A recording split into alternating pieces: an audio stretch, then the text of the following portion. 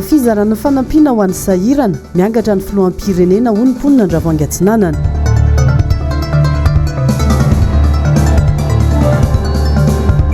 Tsy fahafahana mivezivezy amin'ny alina, mila rindra mba hiasa malalaka ny mpanao gazety. Famakiana toeram-pivarotana tany Tomasina, mpitarika posy no voalaza fa tompon'antoka. Alakamisy enina amby roapolo Martsa roapolo sy roa arivo amin'ny kafaliana tompoko kilasy tompoko vava no itsidiany fampalalam-baovao ny MBS anao any tokantrano indray amin'ity anio ity ary dia manasa anao ampitiavana ampanajana ihany koa izahay anaraka ity fotoana ity hatramin'ny farany. Ity mpiandohana dia vaovao mikasika ny akon'ny fandalovan'ny coronavirus na ny Covid-19 eto amintsika no entina isantarana izany anomezana tatitra aminao ihany koa. Telo amby roapolo hatreto ireo olona voamarina fa mitondra ny coronavirus eto amintsika raha ny antotanisa azo androany tamin'ny iray atoandro. Raha ny fanampim-baovao dia 10 amin'ireo 500 sy 3,000 tonga teto Madagasikara hatreto hatramin'ny 14 ka hatramin'ny 15 Martsa lasa teo no vita fitiliana hatramin'ny 4 Martsa. Tonga ho malimo ireo fanomezana avy amin'ny jakma ilay miliardera sinoa izay mitondra ny fitiliana roalina izy ireo ary anampy be dia be ny fanjakana amin'ny ady atao mba tsy hiparitahan'ny ity Covid-19 ity eto amintsika. Fa vaovao mifandraika amin'izay hatrany dia miteraka olana be eo anivon'ny fokontany maro eto andrenivohitra ny fanambarana nataon'ny filoham-pirenena izay anome fanampiana ho an'ireo trapasahiranana amin'izao fitokana monina izao mahazo eto andrenivohitra. Ny andindinin'izay avy hatrany hoentiny Lorette Berton sy Manora Ndemalala. Orakoraka feno tsy fankasitrahana no hita teny amin'ny fokontany Andravoahangy Atsinanana androany maraina. Ireo mponina sahirana mipetraka ao amin'ny fokontany io no naneho ny alahelo satria raha ny fantatra dia efa nisy lisitra vita ny filoham-pokotany mirakitra ny anaran'ireo fianakaviana sahirana tokony azo fanampiana. Nilaza nefa ireto mponina ireto fa tsy isa ny tafiditra tao anatin'izany ny anaran'izy ireo. Tonga eto zay hoe ame an'le lisitra ny présidente izy tsy midela zay efa femalo nefa ny mponina ny olona tsy tamin'le tenim-piloham-pirenena fotsiny no henonay fa le izy tsy niatraika tsy nana taminay fa tsy nentina noratra izy tsy nentina ndray anay. Tsisy filazana tompoka hatrany amin'ny mpanasa lamba io ka hatrany amin'ny mpivarotra amoron-dalana ka hatrany amin'ny olona sahirana rehetra isan-tokantrano. Zay tonga tao amin'ny fokotany anoratra anarana satria zay mpivarotra amoron-dalana nefa rehefa tonga tao zay mbola sisy resaka mpivarotra amoron-dalana hoy zao fa be antitra dia lasa ohatran'ny hoe malahelo zay mpivarotra amoron-dalana vetsy azo. Miasa manasa lamba ny asako dia tsy miasa tsony satria hoe tsy mahazo vorovory. Zay zao amin'izao tsy miasa nefa izy mitena manakatao zay dia amin'izay tsy miasa zao sadina no hoan'ny zanakay anaky enina sa inapako zay tonga tany antsan'le président zay dia ozy izy nataony aza makaty ozy izy nataony satria mamanay koa efa antsa dia nalainy ny anara mamanay dia ozy izy nataony aza makaty fa alako ny anara mamanareo vao makaty ozy izy nataony tamin'ny ay. Dia le mpanao asa tanana sy miasa tena zany ohatrany mbola tsy nahainao resaka mihitsy nefa mba mitovy any samy mamelim-bady aman-drano araka le nyteneniny tamimaly dia mba tokony mba ho ampitoviana daholo zany ny rehetrarehetra hoe fa rehefa hoe miasa tena zany dia tokony mba jerena kay koa momba an'ireny sy mivarotra sy ny rehetrarehetra. Satria zay anisy le mpivarotra amoron-dalana dia ny mpivarotena ny 4 voafoaka daholo hoe mahazo fanampiana dia zay zany aiza ho aiza zany le mpivarotra amoron-dalana amin'izany satria zay tena sahirana zay. Niezaka nanontany hevitry ny tompona andraikitra sy ny lehibe ny fokontany izahay. Ireto faran'izay nanamary tena nilaza fa tsy mitombina ny filazan'ireo mponina. Mbola nolazain'izy ireo ihany koa azy fa andian'olona voahiraka anakorotana fotsiny ireto mponina mitaky ny zony. Raha ty zao ny anankiray eto ty mamany dia ty koa ny zanany dia jereo le loatrano fa loatrano ray miverina impiry iverina azy zany ny olona ray tsy aloha hoe hoaniny mbola tsy nahazo indray le izy.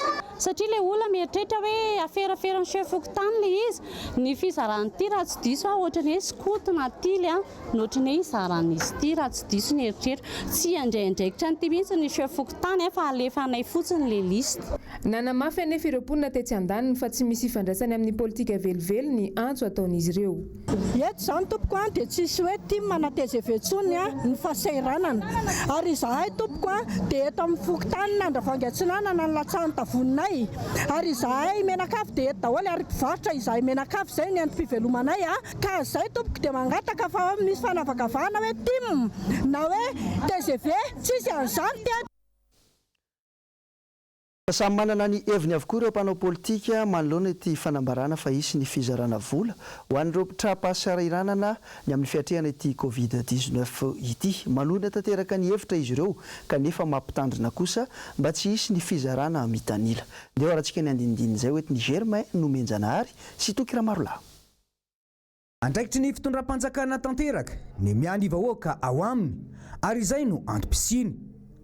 Zava-dehibe ny fandraisana andraikitra indrindra amin'ny fitsinjovana ireo madinika amin'izao ady amin'ny coronavirus izao saingy tokony isy ny fepetra entitra ampanarahana izany. Fa jerevana amin'izay zany hoe ahoana ny enti manao indrindra fandaminana azy. Za aloha tsy mino hoe miteny an'ireny ny filoha fa tsisy enti manao ao e. Matoa filoha miteny an'ireny dia mieritreritra fa misy entina manao amin'izany ohatra ny olona rehetrarehetra nefa malagasy indrindra fa ao anatin'ny fahasiaranana dia mieritreritra izy hoe ny androany voniteny ny filoha dia androany zany ary tokony azo daholo zany izay olona rehetrarehetra. Misy ary zao mitatra any amin'ny faritany hoe ahoana koa zany zay ohatra ny tamatavy sisy. Eo zany no fijeriko azy mampitondra any tsy maintsy alamina mba tsy izay indray natonga ny savorovory ny sain'ny olona na sanatria mahatonga ny olona hoe ay zany reto any mahazo fa reto tsy mahazo nefa ny filoha miteny so dia sanatria avy fa zavatra tsy mitovy zavatra tsy mitovy mihitsy ohatra ny tamin'ilay tamin'ny farany taona hoe mahazo tambony kely ny mpiasam-panjakana ny tany amin'ny ministera samihafa tany fa sarotra na nitanterana azy rehefa avy eo. Zay zany ny ozy aho hoe anao mandeha para toko hoe ambaratonga ilay izy. Misy olona voatery miasa zao, misy olona very asa zao, ahoana ny ahiny fanjakana. Mino fa mijery la situation de crise fanjakana dia mijery an'ilay plan de relance tsikelikely. Hitantsika zao ilay fikortanana ny resaka tsenamo. Teny ilainy eo amin'ny fiahin'ny olona fa ahoana ny andaminana azy fa lasa manahirana mijery hoe rehefa tafiditra anatin'ilay tamboho ny olona zay voalahatra. Aty avelany nefa raha mahita io fa mitakosona ny olona. Fa zay fandaminana zay ny tena zatra lehibe. Organisation ny tena zatra lehibe. Sy fampatsivana ny olona ny tokony raisina andraikitra tsirairay hoe mba hanaraka ny fepetra rehetrarehetra.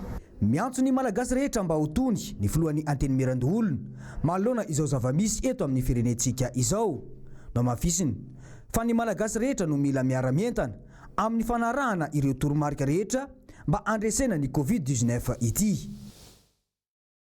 Velotaraina trany ireo olom-pirenena rehefa miantso ilay laharana 913 na ilay 9 fa tsy tena mahita vahaolana trany izy ireo rehefa miantso izany. Nanao fa nahy dia dina mikasika an'izay indrindra nomena Andriamana Misata sy Tahiriny Aina. Velotaraina ireo rehetra miantso 913 sy 910 nandramanaina tsoina toy izao. Tonga soa eto amin'ny service 913 ny ministère ny fahasalamana. Bienvenue sur le numéro vert 913 du ministère de la Santé publique.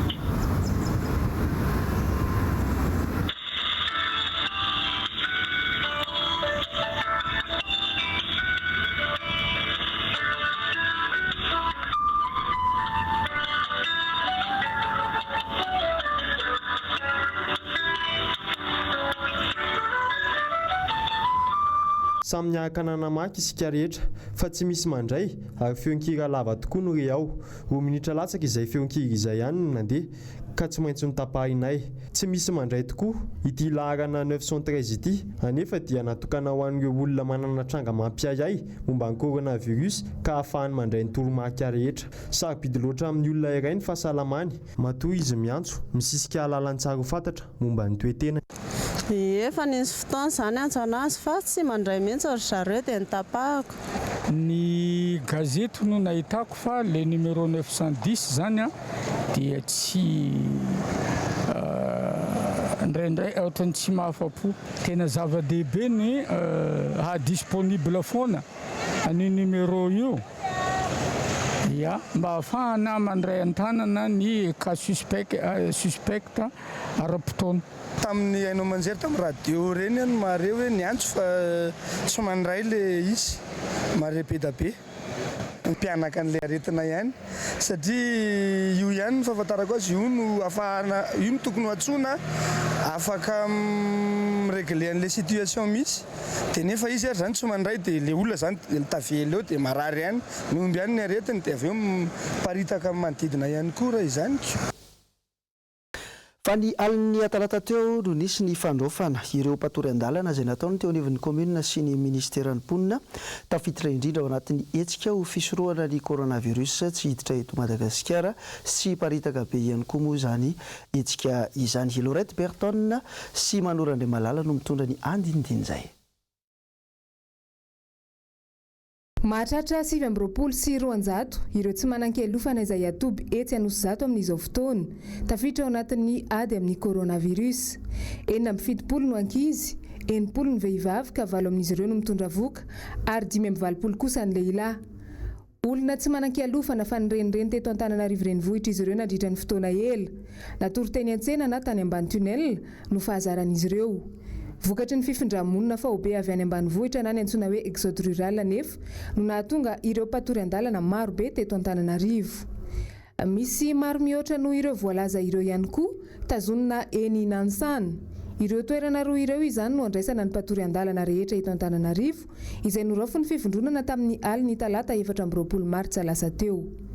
Nanano sarotra ny fakana vaovao any amin'ireny ivitoerana tokony hanaovana izany amin'izao zava-misy eto amin'ny firenena izao. Satria dia nisy ny fanilikiliana sy famfilafilana ny mpanao gazety eo am-panangonana ny vaovao. Raha ny zava-nisy teto amin'ity ivitoerana teto Anosizato ity manokana izao, tonga teny an-toerana ny mpanao gazety ny MBS, nanontany ireo tompon'andraikitra nijoro tety ivelany ary nolazain'izy ireo fa izay manana tapimbava ihany no mahazo miditra ao maka sary. Niditra ireo mpanao gazety izay nanana an'izany. Vao teo am-bavahady anefa dia naverina indray ireo mpanao gazety ary nolazaina fa tsy misy mpiasan'ny orinasa gazety mahazo miditra ao. Dia mipetraka ny fanontaniana manao hoe inona izany no afenina momba ny fandraisana an-tanana an'ireo mpatory an-dalana ao Anosizato? Sao kosa ary tsy mifanaraka amin'ny fepetra ara-pahasalamana napetraky ny fitondram-panjakana ho fifehezana ny valanaretina ny zava-misy iainan'ireo olona 720 sy 200 ao ka tsy tiana aseho vahoaka. Miantoka ny 700 ny fisorohana ny valanaretina coronavirus na ny Covid-19 ny fahadiovana. Orinasa mpanao savony iray androany no tsidika toerana roa teto andrenivohitra mba ho fanamafisana sy miara fiaraha-misalaha ao anatin'ny ady atao amin'ity aretina ity. Ny andinindiny izay avetrany eo amin'ny sary ny tahiriny aina. Manodidina ny 400 ireo tsy manan-kelofana no raofin'ny komina Antananarivo renivohitra.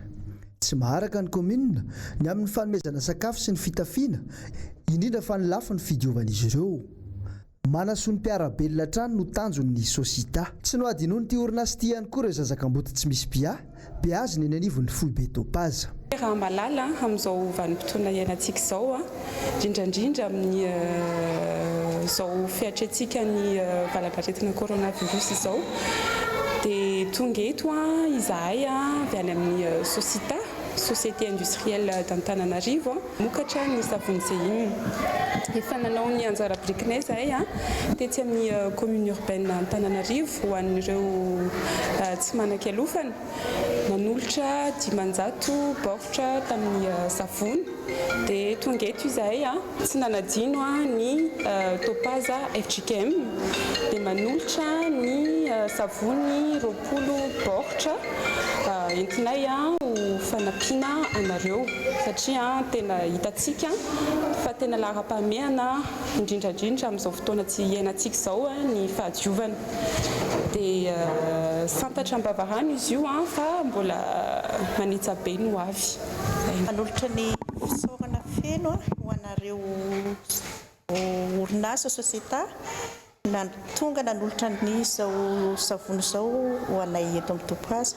Na dia sarotra aza ny iainantsika amin'izao dia tonga ianareo mbola afaka nanatitra an'izay taty sady tena zavatra ilainay tokoa ilay savony amin'izao ady amin'ny aretina coronavirus izao.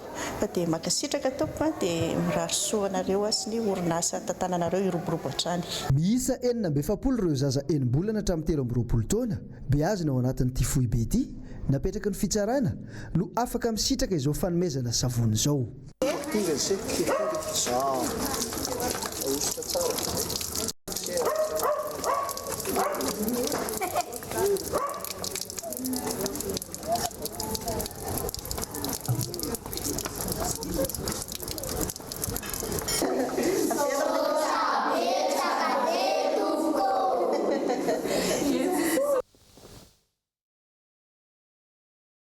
manao ny tsy zavatra ny mpanao gazety amin'izao sedra mahazo ny firenena izao masina loatra ny asa fanaovany gazety indrindra amin'ny vanim-potoana sarotra tahaka izao. Mendrika kosa nefa izy ireo no mena ny fahafahany malalaka eo am-panatanterahana ny asany ny andinindiny izay eo amin'ny sariny tahiriny anatrany. Be ireo mpanao gazety no mitaraina noho ny fisian'ny fepetra mifanohitra momba ilay resaka tsy fahafahana mivezivezy amin'ny alina na ny couvre-feu. 3 andro zay dia nifanditra tamin'ireo mpitandro ny filaminana trany ireo mpanao gazety. Le izy aloha amin'izao tena tsy voady, tsy fantatra hoe inona le baiko na hoe iza le manome baiko. Omaly izahay rehefa avy ny rava tokony tany amin'ny sivy mahery tany satria zay zany mbola miandry ny miara-manonja iarahana amin'ny filoham-pirenena dia voasakana teo Itosy. Dia rehefa tonga teo Itosy zay zany rehefa nanazava dia niteny le tao amin'le tompon'andraikitra le teo amin'ny barrage hoe izahay no baiko midina avy any ambony fa izahay tsy mahazo mamelanareo mivezivezy fa personnel de santé ihany no mahazo mivezivezy aorianany amin'ny valo. Dia nifanazava teo moa izahay hoe efa niantso ny ministra izahay, efa niantso efa nisy ny filohan'ny olafitra rehefa niantso ny SEG ny général Richard Valmanana. Dia efa niantso ihany koa zany izay teny amin'ny tompon'andraikitra rehetrarehetra dia efa mahazo mandehandeha izahay, mahazo mandeha mivezivezy zany izay aorianany amin'ny valo. Izahay amin'io tsy hoe andeha vezivezy amin'ny reportage fa andeha hody avy niasa. Tsy nanaiky mihitsy moa zany le tompon'andraikitra teo amin'ilay barrage fa dia hoe izay mibaiko azonay, izay mibaiko midina. Fantatro daholo izy hoe manana autorisation nareo, manana anty nareo, manana batch nareo fa ny anay baiko ny azonay. Eto zany dia manao antso ny tompon'andraikitra rehetra, ny ministra, ny ATT, ny ao amin'ny CCO Covid-19 zany eny Ivato eny an-trano filoham-pirenena. Manao antso avy aho hoe ataovy mazava tsara le fandrindrana asa eo anivony any ambony any. Fa izahay mpanao gazety ihany koa tahaka ireo personnel de santé ireo manao sorona ny ainay izahay. Misy asa ataonay zay tsy hoe misafidy andeha amin'ny andro alina, amin'ny valo, amin'ny sivy, amin'ny folo alina mba te hody koa izahay, mba te ho confiné koa izahay, mba te hiaraka amin'ny vady aman-janakay koa izahay. Fa adidin'ny mpanao gazety no mampita ny vaovao, mampahalala vaovao, mampahalala amin'ny olona rehetra izay confiné ao an-trano ny zava-misy eto Madagasikara seran'izao tontolo izao. Dia ho raisinay ho anjara brikinay zany no mitatitra ny vaovao ka noho izany omeo alalana ny vezivezy malalaka izahay. Fa manjary lasa reraka ny mpanao gazety dia lasa tsika indray lasa veo lasa falmetsiny zany rehefa misy raha ohatra tsy tanteraka ilay asa. Araka ity fanehoan-kevitry ny sekretera jeneraly ny olafitry ny mpanao gazety miarina Solofo Arjona ity dia tsy mila taratasy manokana na ihany koa fahazon-dalana ny mpanao gazety. Karatra maha-mpanao gazety azy ary famantarana ny fiara dia efa ampy. Antenaina araka izany fa irindra tsara amin'izay ny baiko midina sy ny fepetra rehetra ka afaka hanatanteraka ny asany antsakany sy andavany mpanao gazety manomboka androany. Mbola vaovao mifandraika amin'izay dia betsaka ireo mametra-panontaniana momba ny baiko izay ataony eo anivon'ny mpitandro ny filaminana manoloana izay dia nisy ny fanamafisana teo anivon'ny ATT ny momba ny fepetra izay niraisina manomboka amin'ny 7 alina ny andinindininy hoentiny Germaine Menjanahary eo amin'ny riratsaro ny tokora marolahy. Mbola tsy milamina atreto ny fepetra omfey ny fivezivezena aoriny amin'ny 7 alina mifanipaka ny ambaran'ny ministra ny fitaterana sy ny ATT amin'ny fanatanterahany ireo mpitandro filaminana ny baiko izay nomena azy ireo. Ny camion mpitatitra entana araka ny voalaza afaka mivezivezy malalaka rehetra. Ny mpitsabo rehetra dia afaka mivezivezy malalaka. Ny olona marary na ny evakeo sanitaire dia azo hoentina ato anatin'ny région Analamanga no resahako eto.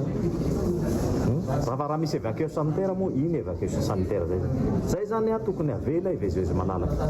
Ianareo mpanao gazety tsy mila autorisation nareo, tokony azo hivezivezy malalaka fa manaja fotsiny ny fepetra rehetrarehetra, ny razana, ny korbiarana tsy mila autorisation reny tompoko fa afaka tonga dia mandeha reny. Fa ny olona mila autorisation ety aminay aty dia zay voalazako hoe eto Antananarivo ny olona ivoaka ny région Analamanga dia tsy fahefanay eto amin'ny centre tsony ny hanome anazy. Tsisy tokony olona ivoaka ny région Analamanga zany ato atsika dia ny olona mandeha miasa afaka mandeha miasa amin'ny service minimum io resako afaka mandeha miasa izy ny mandeha miantsena efa nitenenina hoe tapitra amin'ny 12 ana orinasa zay tsy maintsy miasa reny no makatia satria tsy maintsy miasa reny olona reny. Fa eo resaka manodidina ny tsy fafana mivoaka ny trano noho ny coronavirus na le atao hoe confinement dia nitsidika tokantrano iray teny Ambomamoroteny ny mpanao gazetiny MBS nanadiady mikasika izay. Ravo Razafy Mahenina sy Tokra Marolahy.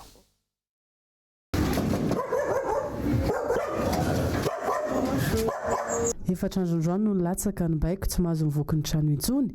Nanaja izany ny fianakaviany manana samy manana ny zavatra ataony avy ny tsirairay. Za zao manala baka dia nefa hoe confinement tsy mahazo mivoaka 15 jours sady tsy mianatra dia ny ataoko ato an-trano mamaky boky dia mamerimberina lesona dia rehefa reraka amin'izay dia manao sakafo na manadio trano. Rehefa tsy mivoaka ny trano any amin'ny zaza sy ny ankizy no tena entitra kokoa ny fanjakana amin'ny fanajana ny fepetra.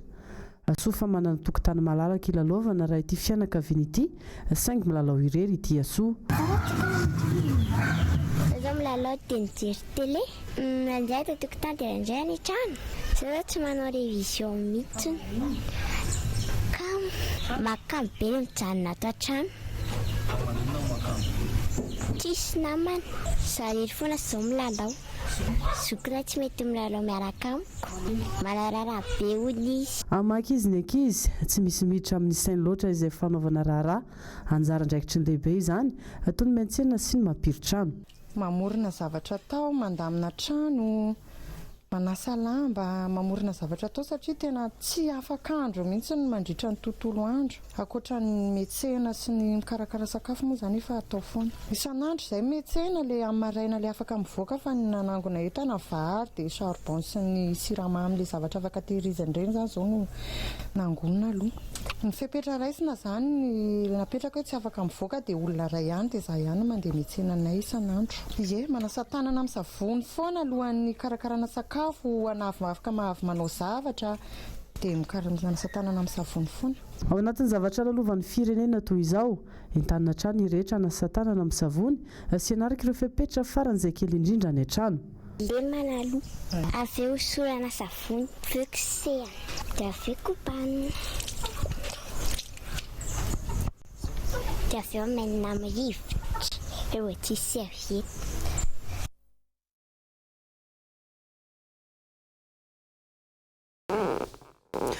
Fa miororo amin'izao fotoana izao ny mponina manodidina ny 17 hektara atsimo eny noho ny fisiana olona amina tokantrano iray izay ahihina ho mitondra ny tsimokaretina coronavirus. Ny andindinin'izay hoentiny noro fitiavana sy andry Rakoto Malala. Olona roa no ahihina voan'ny valanaretina coronavirus teny amin'ny 17 hektara atsimo androany.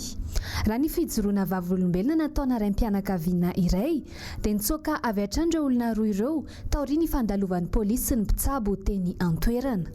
Dia tonga tetya 67 hektara sida teo amin'ny arian 30 ny tompona andraikitra amin'ny Covid-19 4 misy ny dokotera sy ny polisy 4 mitondra ny larana 141 izay nitady olona tao amin'ny logement izay tsy fantatro moa le logement fa eo amin'ny arian 30. Ny zavatra nisy rehefa tsy neto nivoaka le olona nandritry ny atsasakadiny dia lasa ilay tompona andraikitra. Ny zavatra hitan'ny olona maso tety nefa rehefa lasa ilay tompona andraikitra dia nivoaka ny trano olona anankiroa, lehilahy ray matavitavy dia vehivavy ray. Izao hoe ety amin'ny manodidina an'ilay izy ety dia mitaitainy zahay satria ilay izy izao nitombo anakefatra indray ilay olona marary dia safezany izay izao mitaitainy zahay tsy mandralina satria ilay izy tety akaikinay tety dia izy nefa tsy fantatra nefa niantsena tety amin'ny épicerie misy anay ohatra dia matahotra izahay. Mifangatahana fitondram-panjakana zany mba ho tedavina izy izay toerana ahitana anazy satria zany izy raha ny fahazahoako anazy mbola mandehandeha any. Satria tsy ety irery ny toerana misy anazy matoa izy na santsoka tao dia mety mbola misy toerana hafanalehany izany. Miantso ny fitondram-panjakana ny vahoaka eny amin'ny 17 hektara atsimo sy ny manodidina mba handray fepetra entitra amin'ny trangan-javatra toy izao.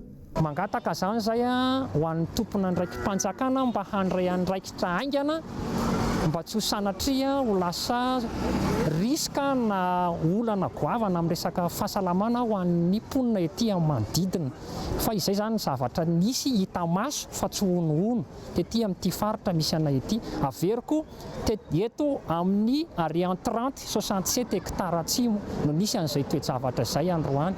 Mampametra-panontaniana ny maro ny fisiana olona ahiahina voan'ny Covid-19 amin'izao izay tafapiritsaka avy hatrany rehefa tonga any ny tompon'andraikitra mpanara-maso. Tsy mahatoky ny fiapetra raisin'ny tompon'andraikitra eo amin'ity sehatra ity ve zany ny vahoaka?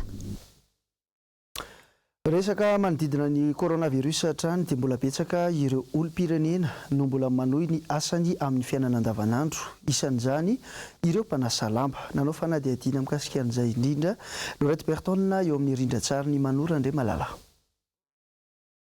Tsy mampiova ny fiainana andavanandro ny olona sahirana ny fisian'ny valanaretina coronavirus eto Madagasikara. Maro ireo toerana fanasana lamba faobe na bassin public izay mbola tazana misokatra ihany isan'andro ary feno hipoka hatrany. Iray amin'ireo ity renim-pianakaviana ity izay voatery tsy maintsy mikarama isan'andro tahaka ny mahazatra. Zay mbola manasa lamba satria zay dia tsy ampy sakafo hohanina, tsisy hohanina zay raha tsy mivoaka amin'ny satria ny fiainanay dia io ny asa tenany, io ny asanay isan'andro isan'andro. Efa voaray ihany ny lisitra. Tsy misy fiarovana na dia kely aza ireny mpikarama manasa lamba ireny. Tsy voahaja ihany koa ireo fepetra samihafa sy ny toromarika ifehezana ny valanaretina coronavirus tsy hitatra. Matahotra aloha izay, matahotra nefa tsy maintsy manao satria ny ankizy tsy maintsy misakafo. Fiarovan-tenanay loatra eto mbola tsisy. Eto ny isan'andro ihany, mety amin'ny 12 izay izao. Tsy ny eny Andravoahangy Atsiranana ihany fa ahitana izao tranga izao avokoa ny fokontany maro eto Andrenivohitra. Manodidina ny tontolon'ny zavakanto kosa indray no antsika manohy ity vaovao ity. Manao antso amin'ny fitondram-panjakana Isolo Andrenasolo, Osolo tena ny mpihira manoloana ny toedrarà izay eto amin'ny firenena amin'izao fotoana izao. Nilaza ity mpanakanto ity ny tsy fahafahany manatanteraka hetsika intsony noho ny fibohana na ny confinement. Etsekilan'izay dia misy koa ireo mpitendry zava-maneno malagasy mbola misitraka ny zony amin'ny maha intermittent du spectacle, spedidam, adami, ho an'ny mpitendry zava-maneno sy ny interprète izay antom-pisiany ny mpamorikira.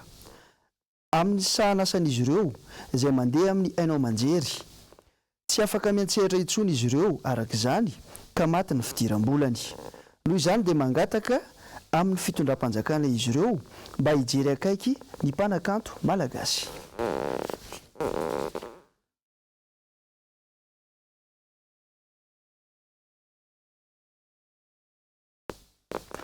Famikasikana lozam-pifamoivozana kosa ny tranga androany no antsika manohy izany. Vokatry ny tsy fitandremana teo amina mpamily anankiroa androany no antony ny trangana loza teny tsara sotra teny. Noro fitiavana sy Manora Andriamalala.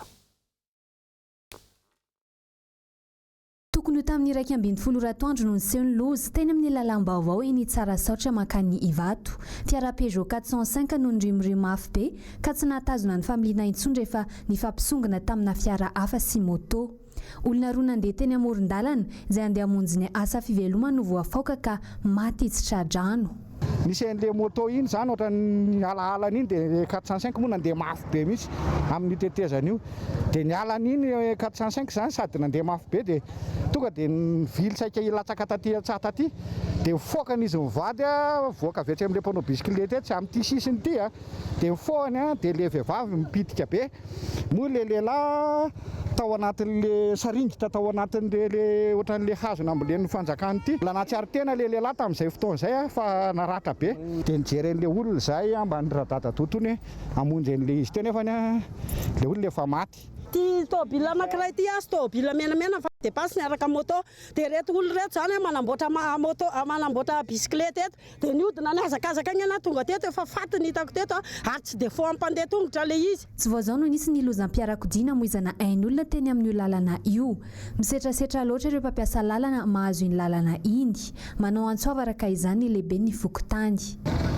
Zay zany ametrahako hoe tokony ho jerena mihitsy hoe ahoana ny fepetra tokony ho raisin'ny fanjakana satria izy ity tsisy marquage au sol raha tahaka an'ity teo zao any hoany amin'ny 160 à l'heure any zany ny fandehany ary zareo rehefa mandeha amin'ity koa zany dia tena mampiseho ny atanjakiny zay tena hoe tanjaky ny fiarany zareo zara eto hoe maheno anotaninay miaraka amin'ny tandron'ny filaminana izy sady tsy mitondra permis akory fahazahon-dalana nefa ny andeha mitondra fiara venao dia tsy hitondra permis fahazahon-dalana akory. Fantatra fa mpivady ireo olona maty ireo 7 taona ilay lehilahy ary 4 taona kosa ilay vehivavy namelaka mboty mianadahy izy ireo 2 taona sy 4 taona. Fa ny valy amin'ny ampahany ny fagatahan'ireo mpiasa teo anivon'ny antenymeran-doolona momba ny valika sasaran'izy ireo tamin'ity androany ity. Nisy ny fanazavana izay noentin'ny tompona andraikitra teo anivon'ity androm-panjakana ity mikasika izay. Germaine Minjanahary eo amin'ny sary ny toky Ramarola. Tonga ihany ilay nandrasana nandritra ny 2 volana. Izay no azo amezana ny tao an-tsainy ireo assistant parlementaire, ny mpitandro filaminana, ny mpanolontsainy eo anivon'ny antenymeran-doolona androany.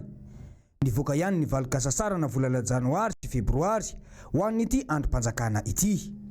Ary mois de mars ary mbola tsy hita fa ny mois de janvier sy février zao no raisin'ireo olona reo dia zay niantsonan'ireo olona reo haka ny karamany procédure ihany nandrasana hoe satria nisy ny exige ny fanjakana hoe reo assistant reo tsy maintsy manana riba daholo zay vao azo payena tsy maintsy alefa virement daholo saingy be dia be ny assistant any ambanivohitra be any tsisy banque dia nangatahana tamin'ny finance zany mba ho azo payena par billetage dia nanome mozy zareo dia zay nahatara azy. Mbola misy ireo mpiasa hafa ankoatran'ireo no mbola tsy nahazo izany tamin'ny karama izany. Misy manahirana kely zao amin'izao fotoana izao fa ny karaman'ny sénateur sy ny aux emplois de l'État izay tokony tapitra maro ny engagemany hitratra ny taux de régulation zay dia mbola tsy mivokatra amin'izao. Mino zay fa efa hanao exception zany ny amin'ny ministère des finances satria farafaratsana zany mba mandeha ny karaman'ilay olona iainany amin'izao zavatra manahirana antsika izao. Zay zany ny antony hitanareo hoe misokatra kely eo ny Sénat mba ahafahana mamaly an'izay satria aferiko ny mandeha raha ny tena marina tsy tokony hisokatra mihitsy raha fa voarainy tamin'ny janvier io na tamin'ny février tokony betsaka miolona n'olona tonga fa nalamina tsikelikely zay ihany koa moa zany efa nanangataka ny autorisation any amin'ny fanjakana any amin'ny centre opération iny fa mbola tsy mivaly moa izy dia zany no nandray andraikitra hoe alamino to volona vitsy amin'izay ary isorana ihany koa ny mpiara-miasa teny amin'ny finance satria mba nandray an'izay ahafahana mandoro ny karaman'olondreo androany. Ireo maresaka iraisam-pirenena kosa no antsika mamarana ny fampalalam-baovao. Ireo fepetra ny raisin'ireo firenena sasatsasany mikasika ny aretina coronavirus no entina aminao ao anatin'ity fanadiadiana ity. Saika samy maka ho azy amin'izao fotoan'izao ireo firenena voamafy noho ny fianaky ny aretina coronavirus ny kontinanta afrikana vitsy dia vitsy ny maty samy mandray ny fepetra mifanandrifa azy avokoa ny fanjakana isan'isany ho an'ny Mali napetraka ny couvre-feu ary ao anatin'ny ame anara-pahasalamana tanteraka ny firenena amin'izao fotoan'izao. Tanterahany alady izao anefa ny fifidianany ireo mpikambana eo anivon'ny parlemanta hoy ny filoha Ibrahim Boubacar Keita fifidianany izay efa nahimotra hatrany. Olona roa hatreto no fantatra fa mitondra ny tsimokaretina ao Mali. Ankoatra ireo firenen-kafa ny tombo 750 ny olona maty ho Mali raha 4.340 ny fitambarany amin'izao fotoan'izao any Iran. Olona vaovao 4.920 no fantatra fa mitondra ny tsimokaretina ka mahatratra 4.704 amin'izao fotoan'izao nisan'ireo marary. Samy mandray ny fepetra mifanandrify amin'ny zavamisy eo aminy ny firenena tsirairay avy. Any Allemagne nanokana 700 miliara euro ny fanjakana any mavanana ny vokatry ny fitotongana ny toe-karena eo amin'ny sosialim-bahoaka noho ny Covid-19. Fanampiana ho an'ireo orinasa sy ny banky ny mpiasa tena sy orinasa madinika. Ny any Frantsa ny miaramila no nantsona nampy an'ireo faritra tena betsaka matin'ny coronavirus. 300 ny olona namony aina hatramin'ny androany. 700 eo ny miaramila etsika eo amin'ny sehatra rehetra tsy ankanavaka. Nantsona ihany koa ireo olona nandalo fianarana mantina ny fitsaboana hatramin'ireo efa misotro ronono anampiny eny anivon'ny hopitaly. tsy lavitra ny zavatra ena zao tontolo zao ny fihetsiketsehana samihafa naneho ny fahatezerany voafonja rehetra tany Colombie no tsy fahampiany fepetra raisy ny fanjakana sy ny tsy fananjananjoma olona betsaka tamin'izy ireo no nikasy nitsokan'ny fonja nandritra ny fifandonana nisy tany Bogota izao farafahakeliny 3 ny voafonja namony aina sy 10 hafa naratra mafy ka fito tamin'ireo mpiandry fonja. Dia iny maresaka iraisam-pirenena iny ihany koa tompoko lasy tompoko vavy no nentinay manakatona ny vaovao tamin'ity alina ity manome fotoananao ny fampahalalam-baovao ny MBS rampitso veloma tompoka.